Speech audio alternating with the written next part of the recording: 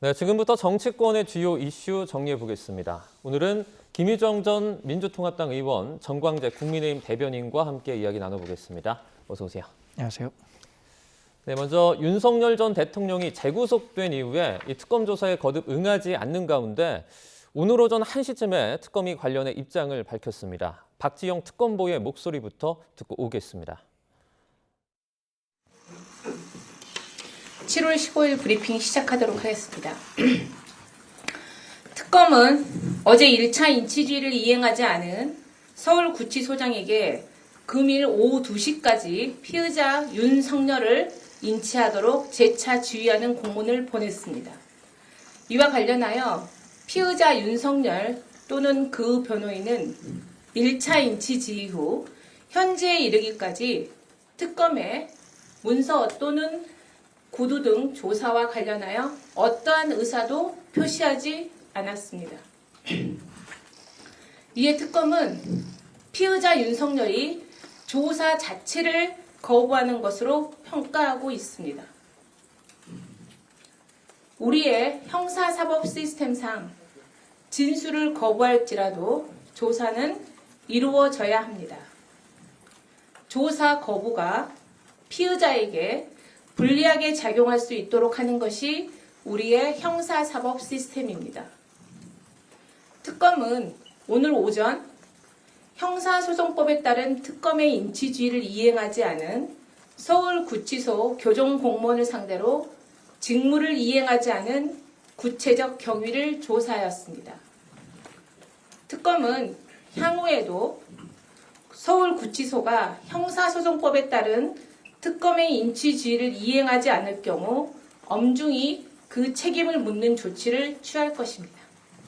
이상입니다. 네, 오늘 오후 1시에 진행이 됐던 내란 특검이죠. 박지영 특검보의 목소리 듣고 오셨습니다. 이제 윤 전 대통령은 재수감 뒤 계속해서 조사를 거부하고 있는 상황인데요. 어떻게 보면 내란 특검에서는 이렇게 말했죠. 서울구치소에 앞으로 엄중히 그러니까 지휘를 계속 이행하지 않으면 책임을 묻겠다 이렇게 지금 밝힌 상황인 것 같아요.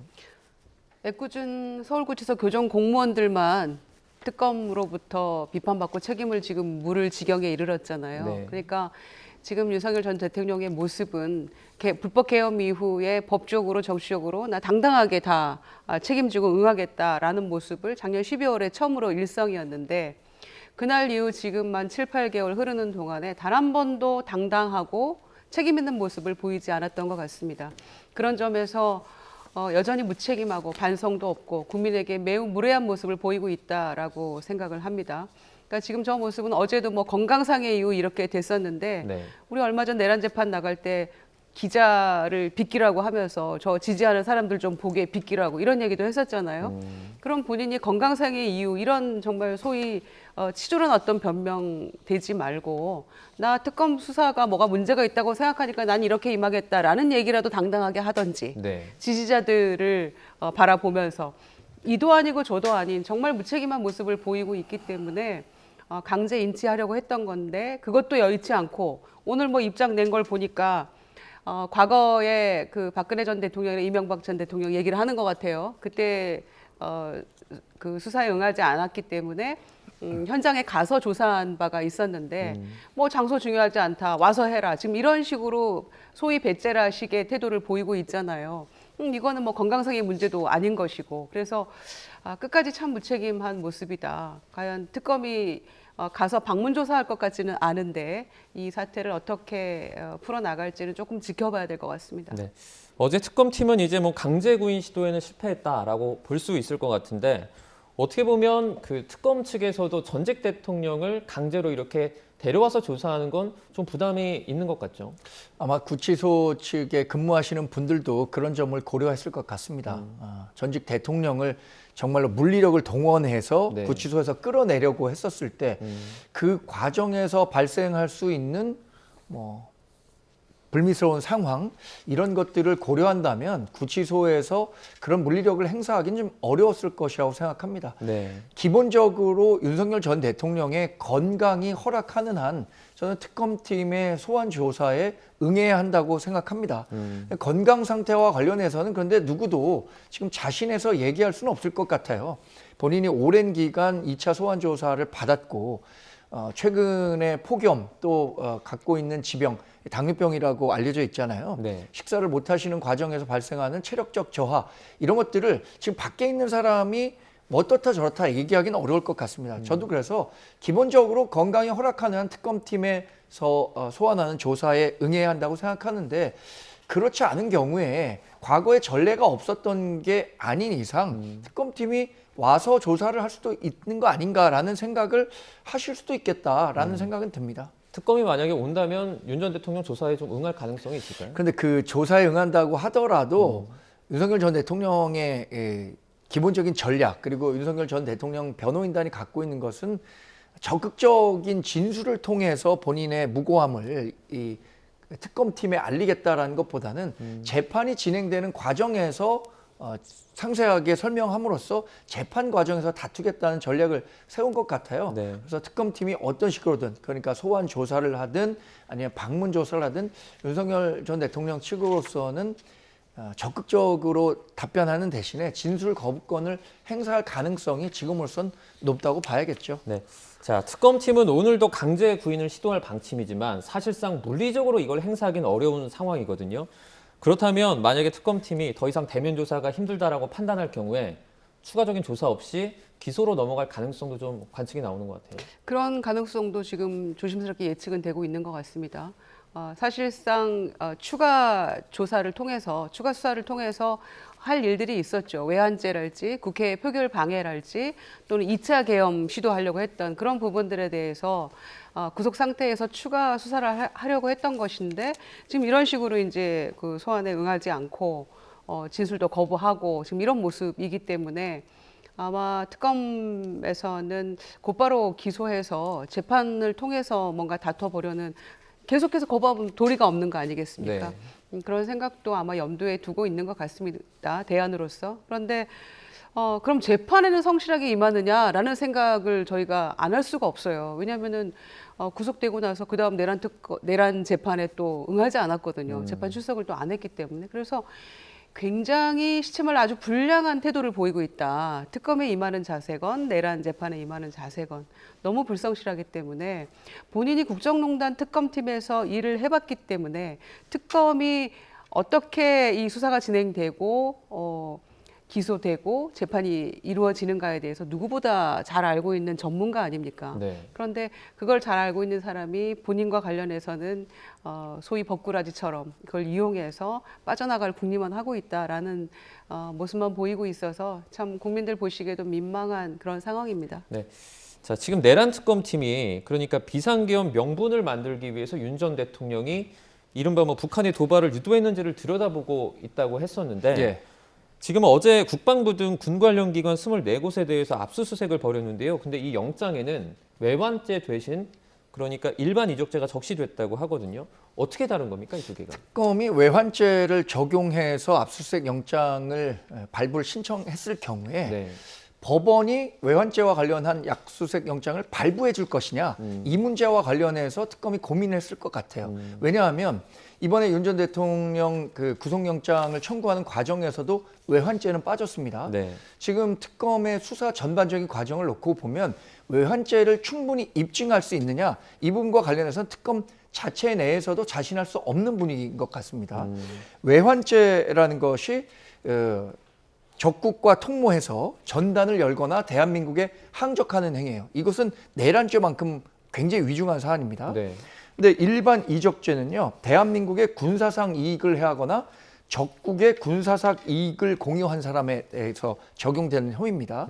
그러니까 지금 특검으로서는 외환죄를 당장 적용하면 윤 전 대통령에 대한 그 범죄 행위를 입증하기도 어려울 뿐만 아니라 법원에서도 그거를 인정해 주지 않을 것이다라고 생각한 것 같고요.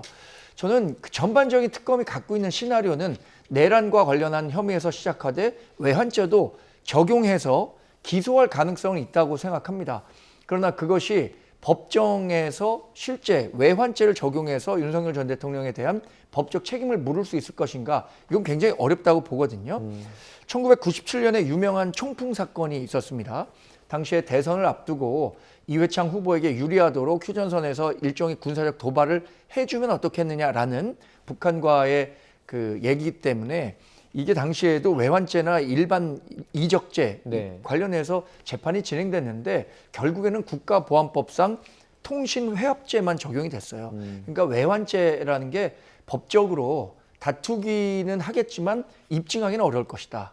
이렇게 생각합니다. 그러니까 대변인님 말씀으로는 외환죄라는 것 자체가 북한과의 내통을 증명해야 하기 때문에 이것을 입증하기 좀 어렵다 이렇게 이해할 수 있겠죠. 예, 쉽지는 않은 문제죠. 그리고 사실은 이제 외환죄 제외하고 일반 이적죄는 네. 뭐 언제라도 적용할 수 있는 문제고요. 그런데 구속 상태에서 아까 말씀드린 것처럼 이 외환죄 관련해서 조금 더 정밀한 그 수사를 할 그 차례였는데 사실은 계속해서 지금 소환에 응하지 않고 강제 구인도 지금 여의치 않은 그런 상황이어서 일단은 일반 이적죄로 압수수색 영장을 청구를 해서 지금 압수수색을 한 것 같고요. 그래서 이후에는 어떻게 진행이 될지 좀 봐야 될 것 같고요. 일단 재판 자체는 일반 이적죄를 그 명시해서 그걸 가지고 재판은 하게 될 것 같습니다. 지금처럼 외환죄 수사를 더 할 수 없다는 전제하에 드리는 말씀입니다. 그 최상병 특검팀에서 그러니까 윤 전 대통령 주거제를 압수수색해서 휴대전화를 하나 확보했다고 하는데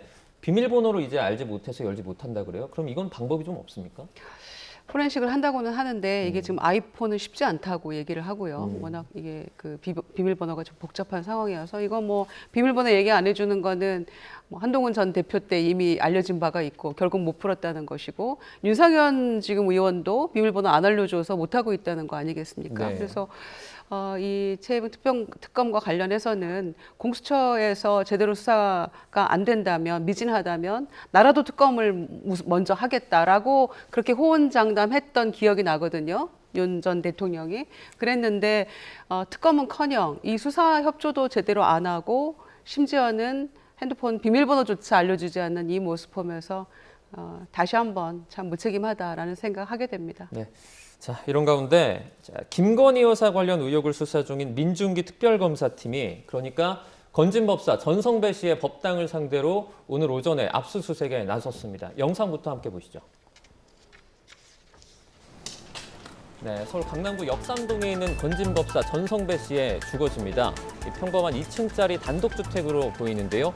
최근까지 전 씨가 실제 거주를 했고요. 내부에는 무속인인 전 씨가 운영하는 법당이 차려져 있는 것으로 알려졌습니다. 왜 특검은 전 씨의 법당까지 압수수색 대상에 명시를 했을까요? 자, 전 씨는 김건희 여사를 향한 선물용으로 고가의 청탁용 물품을 수수한 의혹을 받고 있습니다.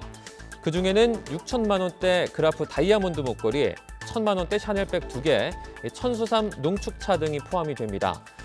한두 푼도 아닌 물건들을 받아놓고 잃어버렸다는 이 해명, 누가 들어도 선뜻 납득이 가지는 않는 대목이죠. 검찰은 앞서 지난해에도 이 법당을 압수수색한 바 있습니다. 당시에는 정치인과 법조인, 대기업 임원들의 명함을 다수 확보한 것으로 전해졌고요. 전 씨가 바로 이 법당에서 공천 관련 청탁과 함께 거액을 받은 의혹도 불거졌습니다. 일부 언론에 따르면 특검이 오늘 오전부터 건진법사 전성배 씨가 속한 충북 충주의 일광사를 추가로 압수수색하고 있습니다. 건진법사의 법당에 이어서 종파 거점인 일광사까지 특검이 건진법사 주변을 그야말로 샅샅이 뒤지고 있는 셈인데요. 오늘 과연 어떤 것들을 찾아낼 수 있을까요?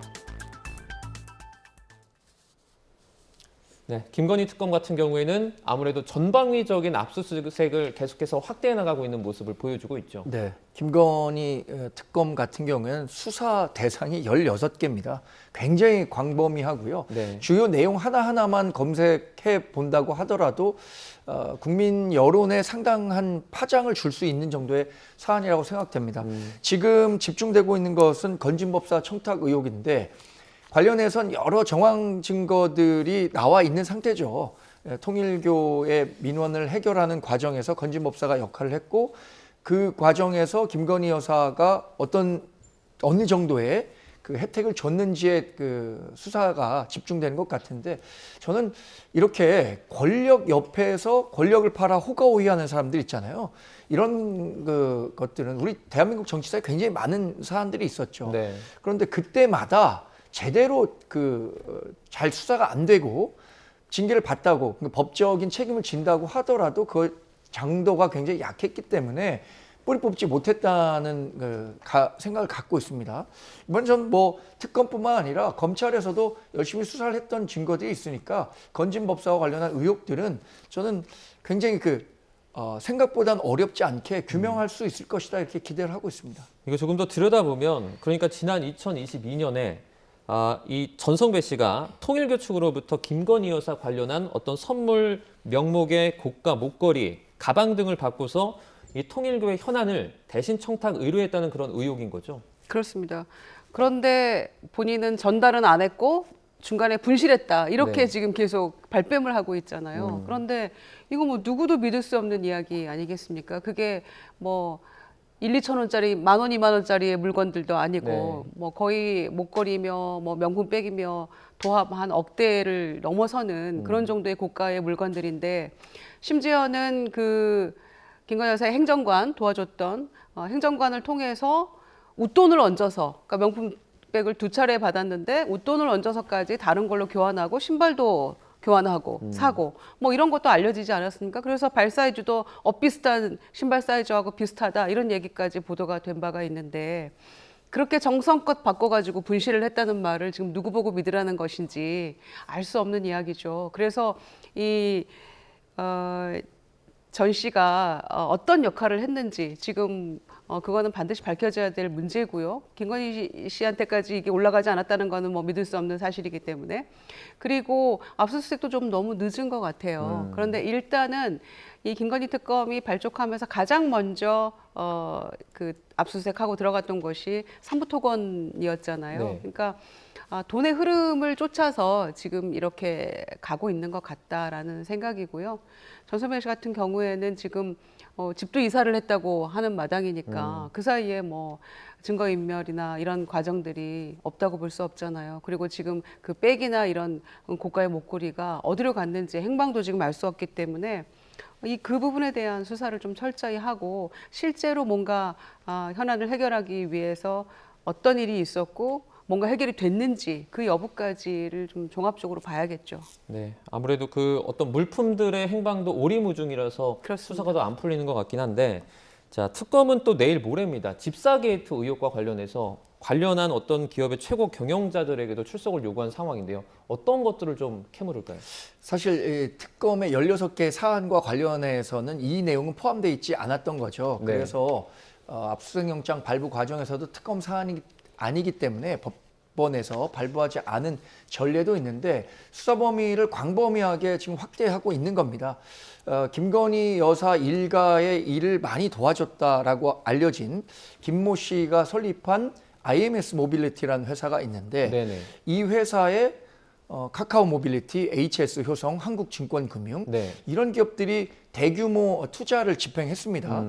그런데 이 회사의 사업성과 관련해서 충분한 검토가 이루어진 건지 네. 그래서 이것이 충분한 수익성 있는 투자라고 생각해서 막대한 돈이 투자가 된 건지 아니면 그 과정에서 김건희 여사의 후광을 얻기 위해서 이러한 기업들이 판단을 해서 투자를 한 건지 이 부분에 대해서 특검이 한번 살펴보고 있다는 것 같아요.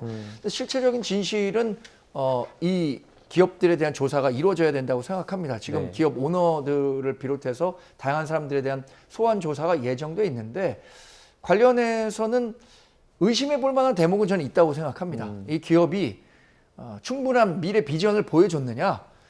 그래서 뭐 카카오 모빌리티나 HS 효성이나 이 모빌리티 사업과 관련해서 많은 투자를 해왔기 때문에 그런 과정에서 이루어진 건지 실제로 본인들의 기업에 관련한 사법적 리스크가 있기 때문에 이것에 대한 보험 성격으로 투자가 이루어진 건지에 대한 수사가 진행될 것으로 보이고요. 네. 이것은 지금 섣불리 제가 뭐 그렇다 저렇다라고 말씀드리긴 어려울 것 같습니다만 이런 의혹이 있다는 것만으로도 상당히 좀 송구스러운 일이죠. 네. 그런데 문제는 지금 법원에서 그 집사로 불리는 김혜성 씨에 대한 압수수색이 영장이 기각이 됐잖아요. 이제 그게 사실 저는 큰 문제라고 생각합니다.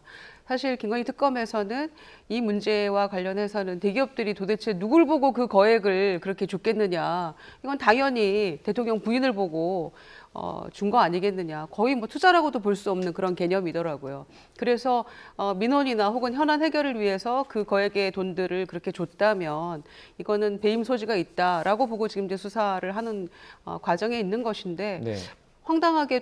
너무 황당하게도 법원에서 이게 막히다 보니까 다들 놀랐죠. 이건 당연히 발부가 될 줄 알았는데, 그래서 저는 이 국면에서 법원도 조금 이거를 그렇게 경직된 사고로 보지 말고 이 문제를 해결하기 위해서 조금 협력해야 되지 않나. 이 세 개의 특검에 대해서 법원의 어떤 협조, 이게 좀 전향적인 어떤 자세, 이런 게 지금 요구되는 시점인 것 같습니다. 근데 그 관련해서는 이거는 검찰에서 수사를 할 수 있는 영역이거든요. 특검에서 16개 특검 대상에 포함되지 않은 것과 관련해서 압수수색 영장을 신청한 것을 법원이 발부하지 않았다고 해서 저는 법원이 그것을 잘못했다라고 보기는 어려울 것 같습니다. 네. 왜냐하면 법이라는 게 그렇습니다. 굉장히 그 소극적 의미, 정말로 이게 법적으로 위반이 되느냐 안 되느냐를 엄격하게 다루기 때문에 특검의 수사가 대상이냐 그렇지 않느냐, 그래서 압수수색 영장을 청구할 권리가 있느냐 없느냐를 법원은 전 판단했다고 보거든요. 네. 이것은 만약에 이렇게 됐다면 검찰에서도 수사가 가능한 일이죠. 네, 저희가 또 말씀드리는 가운데 김건희 특검 관련된 속보가 좀 들어와서 전해드리겠습니다. 삼부토건 전현직 경영진의 구속영장 실질심사가 이틀 뒤인 오는 17일, 내일 모레 열릴 예정이고요. 서울중앙지방법원은 오는 17일에 오전 10시 반 삼부토건 이일준 회장을 시작으로 조성옥 전 회장 그리고 이기훈 부회장, 이은근 전 대표 등 4명에 대한 구속 전 피의자 신문을 잇따라 진행합니다. 앞서 김건희 특검은 삼부토건 전현직 경영진 4명에 대해서 사기적 부정거래 등 혐의로 구속영장을 청구했습니다. 김건희 특검의 첫 번째 신병 확보 시도입니다. 특검은 이들이 우크라이나 재건 사업을 진행할 능력이 없는데도 양해각서 등을 체결했다고 홍보한 뒤에 주가를 끌어올려서 시세 차익을 거뒀다고 보고 있습니다. 네, 조금 전에 잠시 언급을 했었는데 삼부토건 관련해서 처음으로 압수수색 진행했다고도 말씀해 주셨잖아요. 네. 속도를 조금 내고 있는 것 같습니까? 그렇습니다. 거기에 대해서 지금 과연 누가 이득을 보았는가, 그 돈의 흐름을 쫓아가다 보면은 김건희 여사도 관련이 있는지 없는지, 또 이득을 본 사람이 누군지, 이거는 다 밝혀질 거라고 생각하기 때문에 네. 특히나 이제 그 중간에 이종호 씨, 블랙펄 인버스트먼트 대표였던 이종호 전 대표와는 그 최상병 특검과도 연결이 돼 있고 이 네. 삼부토건 주가 조작과도 연결이 돼 있는 키맨이라고 할 수 있기 때문에 아마 이제 그런 인사들에 대한 전반적인 수사 또 영장 이런 것들이 이 주가 조작 문제를 푸는 데는 굉장히 중요한 열쇠가 될 거라고 생각합니다. 네. 자, 이런 가운데 인사청문회 얘기도 좀 해보도록 하겠습니다.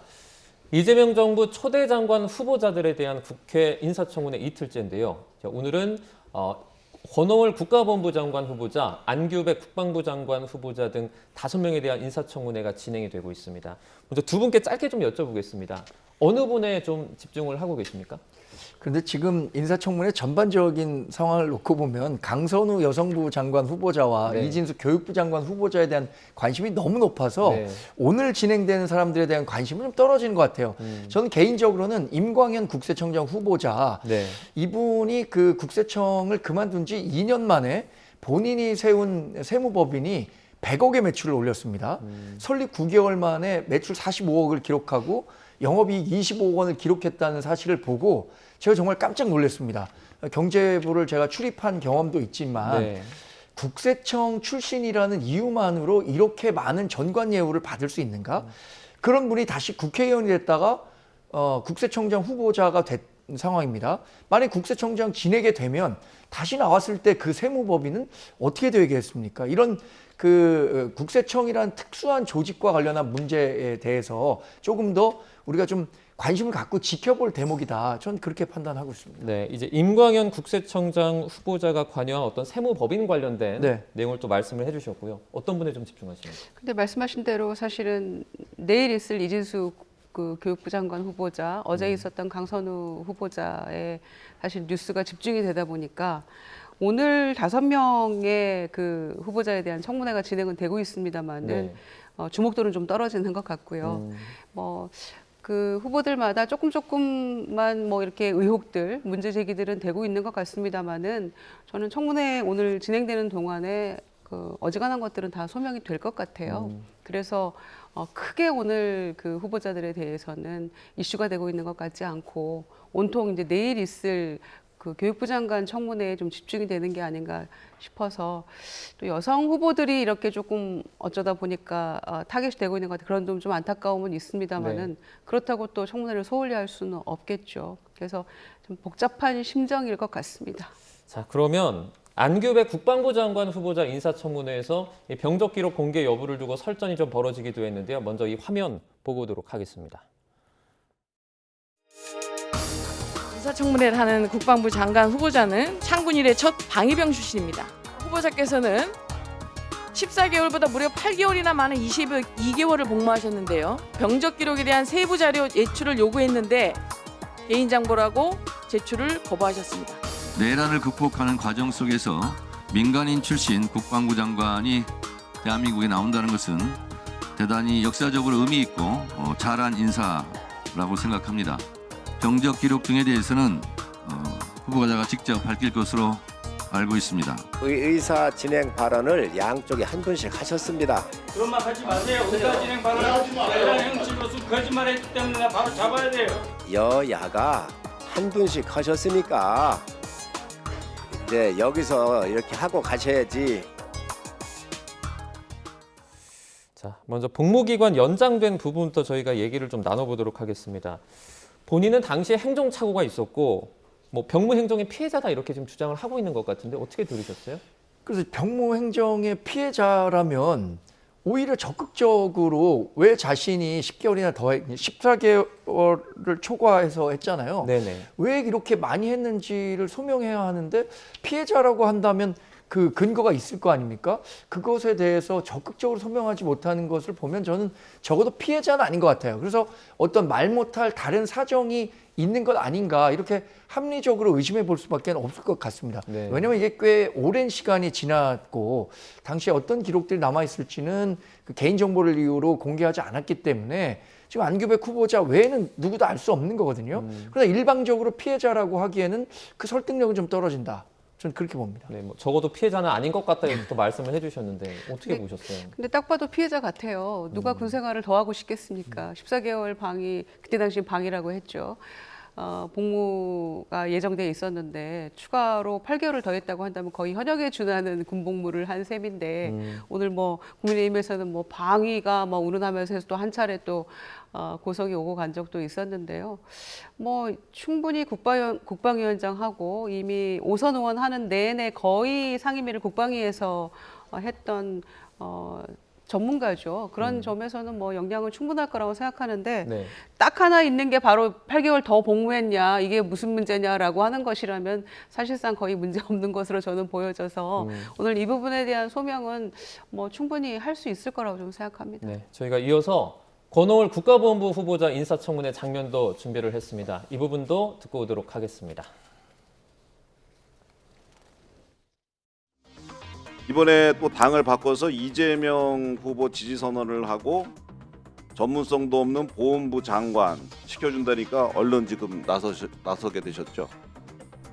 대표적인 보훈 인사로 언론이나 뭐 여기저기서 얘기가 나오고 있고 시쳇말로 꿀 발린 데만 찾아다니면서 꿀 빠는 인생이다 이런 비아냥도 나오는데 이것에 대해서 어떻게 생각하세요? 그렇게도 생각하시는구나 이렇게 생각했고요.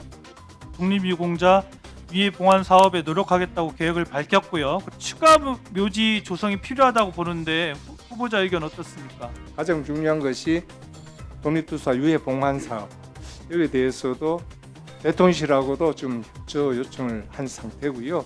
다른 부대 사업에 대해서도 보훈부에서 할 일은 차질 없이 좀 더 준비를 하자. 네, 먼저 꿀 발린 데만 찾아다닌다라는 비아냥이 있다는 국민의힘 이영수 의원의 질의에 국가보훈부 후보자는 뭐 크게 뭐 말을 하진 않은 것 같아요. 일단 권오을 후보자가 삼선 의원 출신입니다. 네. 그러니까 국회가 어떻게 운영되고 국회 인사청문회라는 자리가 어떤 성격을 갖는지에 대해서 충분히 이해하고 있었기 때문에 네. 이런 반응을 보이지 않았을까 생각이 들고요.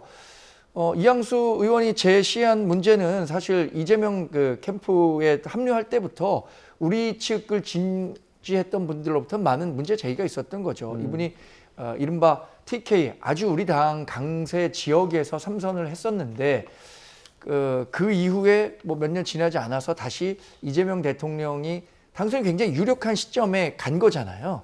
그런 측면에서 본다면 본인은 뭐 본인이 갖고 있는 소신에 따라서 이재명 대통령을 지지했다 이렇게 얘기할 수는 있겠지만 우리 지지자들 입장에서는 반대 의견을 낼 수도 있는 거죠. 저는 뭐 이렇게 낮은 자세로 인사청문회에 임하는 태도는 뭐 상당히 바람직한 태도라고 생각합니다. 네, 이번에 권오울 후보자 겹치기 근무 의혹도 지금 받고 있다고 하는데 이건 어떤 내용입니까? 그러니까 여러 군데에서 일하고 동시에 뭐 그 월급을 받았다는 것이고요. 그다음에 또 어느 대학에서 몇 년 근무를 했는데 뭐 강의 한 번도 안 하고 뭐 월급을 얼마를 받았다 이제 이런 의혹들이었는데요. 이제 본인은 또 그 소명이 다 된다고 얘기를 하고 있으니까 특히 이제 보훈 경력이 없는 거 아니냐까지를 포함해서 오늘 소명을 할 것 같고요. 특히 그런데 이제 삼선 의원의 국회 사무총장까지 이제 역임을 해서 아마 뭐 행정 업무를 하는 데는 크게 무리는 없을 것 같고요. 특히 이양수 의원이 아까 얘기했던 꿀 발린 데만 찾아다닌다 이거는 그런데 뭐 오겠다고 해서 아무나 받아주는 거 아니잖아요. 민주당에서도. 그리고 특히 지난 대선에서는 의지를 가지고 TK 지역에서 굉장히 열심히 노력을 했었고 또 특히 본부 장관 하기에 뭐 충분하다라는 그런 판단 때문에 지명이 된 분이니까 오늘 잘 소명해서 무리 없이 인사청문안이 통과되기를 바라겠습니다. 네. 자, 이번에는 그 조금 전에 두 분께서 가장 핫한 이슈의 인물로 뽑았던 인물 중에 하나입니다. 강선우 후보자도 좀 얘기를 해보도록 하겠습니다. 보좌진 갑질 의혹이 불거졌죠. 강선우 여가부 장관 후보자의 인사청문회 이제 자정을 넘기면서 이어졌는데요. 주요 장면 보고 오도록 하겠습니다. 후보자 수행 차량인데 매트 위에 놓인 쓰레기 보신 적 있으시죠? 직접 들고 나오신 거죠? 그것을 다 먹지 못하고 차에 남겨놓고 그 채로 내린 것은 저의 잘못이라고 생각을 합니다. 혹시나 조금 부족한 부분이 있으면 일단 말씀 좀 부탁드리겠습니다. 비대 노즐에서 물이 뿜어져 나오고 있었습니다. 지역 보좌진에게 제가 어떻게 하면 좋겠냐고 조언을 구하고 부탁을 드렸던 사안입니다. 후보자는 과거 동료들에게 사과는커녕 법적 조치 운운하고 있습니다. 이것은 제보자들을 위축시키고 권력으로 피해자들의 입을 막겠다는 전형적인 2차 가해입니다. 고발 관련해서는 저희의 공식 입장도 아니고 공식 설명도 아니고 공식 자료도 아닙니다. 그리고 분명히 말씀드릴 수 있는 것은 관련해서 법적 조치를 한 바가 없습니다, 위원님. 네, 늦게까지 이어진 강선우 후보자 관련 청문회 보고 오셨는데요. 일단 핵심 논란은 이건 것 같아요. 강선우 후보자가 했던 해명과 그리고 어떻게 보면 뭐 언론사들이 취재했던 내용 자체가 조금 다른 것 같아요. 사실관계가. 네, 두 가지라고 봅니다. 하나는 여성가족부 장관으로서의 자격, 적격 여부죠. 대통령실에서 강선우 후보자를 임명한다고 했을 때 사회적 약자에 대한 정책 전문가라고 얘기를 했습니다. 네. 그래서 그런 활동들을 많이 하고 있다고 판단했었는데 그러나 그 후보자가 된 이후에 검증 과정에서 불거진 내용은 사회적 약자에 대한 배려를 충실히 했던 것이 아니라 사회적 약자에 대해서 유독 강하게 했던 것 아니냐. 그게 이른바 보좌관과의 관계에서 갑을관계, 이 갑질 문제잖아요. 이 첫 번째 문제가 부각됐는데 두 번째 인사청문회 과정에서는 이거를 해명하는 과정에서 내놓는 것이 다 이때만 피하면 된다라는 식의 거짓 해명이었다는 거죠. 불과 본인이 음식물 쓰레기 분리수거를 하라고 한 것이 아니라 내가 어제 먹던 것을 오늘 더 먹으려고 했는데 그러지 않고 놔뒀다. 이렇게 얘기를 했는데 실제 언론 보도를 통해서 나타난 건 뭡니까? 쓰레기를 지역 사무실에 갖고 가서 버려라 이런 메시지를 냈다는 거 아니에요? 그럼 인사청문회에서 했던 거짓 해명 어떤 그거에 대한 책임 져야 하는 거 아닙니까? 정치인이라면 적어도 정치인이라면 저는 인사청문회에서 진실을 얘기해야 하고 그것이 국민에게 설득력을 가져야 한다고 생각하는데 지금 자신에게 제기되고 있는 의혹 또 그것을 해명하는 과정에서 내놓은 거짓말 이것이 여성가족부 장관으로서의 적격 인사인가 이 부분은 대단히 심각한 결격 사유입니다. 네, 대단히 심각한 결격 사유 중에 하나다라고 또 논평을 해주셨는데, 자 당내에서는 민주당 당내에서는 옹호의 목소리도 이어지고 있거든요. 그러니까 뭐 민주당 당대표 후보자 정청래 의원 같은 경우에는 뭐 곧 장관님이라는 표현도 좀 쓰면서 어떻게 보면 응원하는 그런 모양새를 보여주고 있어요. 재선 의원으로서 일을 하는 동안에 굉장히 열심히 했고 이것저것 뭐 법안도 발의하고 또 통과도 시키면서 열심히 했기 때문에 그런 평가를 통해서 여가부 장관에 지명이 됐겠죠. 그런데 드러나는 문제들은 이게 그렇게 간단한 문제는 아니라고 생각합니다. 그래서 저 동료 의원들로서들 그 응원하는 목소리가 몇 분들로부터 나오고 있더라고요. 그런데 저는 침묵할 수밖에 없는 다수의 민주당 보좌관들의 목소리에 저는 더 귀를 기울여야 된다고 생각합니다. 네. 어제 청문회장 앞에서 국민의힘 보좌관들이 피켓팅을 했는데 저는 우리 민주당 보좌관들도 거기에 함께하고 싶은 마음들이 분명히 있었을 거라고 생각합니다. 그런데 여건상 그렇게 하지 못했겠죠. 그래서 갑질이라는 거는 본인이 모르기 때문에 갑질인 겁니다. 갑질하는 사람들은 그게 갑질이라고 인정을 못 하더라고요. 인식을 못 하고. 그래서 그런 측면에서 저는 어제 청문회를 통해서 충분히 소명할 수 있다라고 얘기를 했는데 별로 그러지 못한 것 같고요. 또 그게 진정한 사과였나라는 생각도 드는데 청문회 진행되는 동안에 보도가 나와서 청문회에서 후보자가 했던 이야기들을 탄핵하는 그게 아니다라고 그 또 다른 증거가 나오고 뭐 그런 그 SBS 보도가 이어졌잖아요. 그래서 추가적으로 보도가 더 나올 수도 있겠다라고 생각하고 그 보좌관과 주고받았던 문자들을 다량 확보하고 있다는 거 아니겠습니까? 그래서 추가 보도가 이어졌을 경우에 그걸 어떻게 감당할 수 없는 문제가 또 불거진다면 그런 것들을 잘 살펴서 민심을 잘 보겠다라고 우상호 정무수석도 얘기를 한 바가 있기 때문에 현명하게 정무적으로 판단하지 않을까 생각합니다. 재산 문제나 이런 것보다 오히려 갑질에 대한 잠시만요. 저희 전국은 오늘 여기까지 듣도록 하겠습니다. 김유정 전 민주통합당 의원, 정광재 국민의힘 대변인과 함께 이야기 나눴습니다. 고맙습니다.